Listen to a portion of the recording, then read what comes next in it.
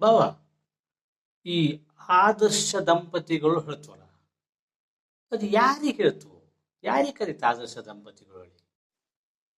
ಮೊದಲು ಹೆಂಡತಿ ಡೈಲಾಗ್ ಹೊಡಿತು ಗಂಡ ಹತ್ರ, ನಿಮಗೆ ಸ್ವಲ್ಪನೂ ಬುದ್ಧಿ ಇಲ್ಲೇ, ನೀವು ದಡ್ರು, ದಡ್ರು ಹೇಳಿ ಅಂತ ಹೇಳ್ತು.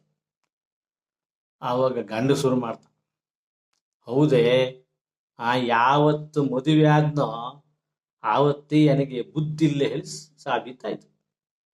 ಅದರಲ್ಲೂ ನಿನ್ನಂತವಳನ್ನ ಕಟ್ಕೊಂಡಿ ನೋಡು, ಆವತ್ತ ದಡ್ಡಲ್ಲ ದಡ್ಡ ಹೇಳಿ ಜಗಜ್ಜಾಹೀರಾತು ಹೇಳಿ ಇಬ್ರು ಒಬ್ರಿಗೊಬ್ರು ಜಗಳ ಆಡ್ತು.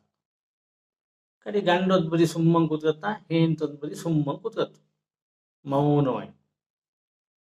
ಅಂದ್ರೆ ಹೆಂಡತಿ ಹೇಳಿದ ಮಾತನ್ನ ಗಂಡ ಒಪ್ಪಿಗೆಂಡ, ನೀ ದಡ್ಡ ಹೇಳದನ್ನ.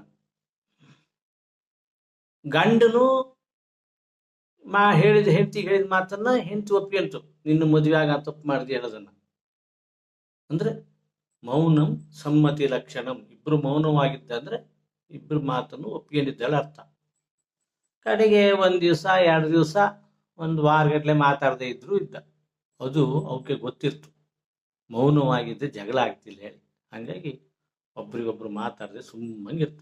ಮೌನಿನಃ ಕಲಹಂ ನಾಸ್ತಿ ಹೇಳಿ.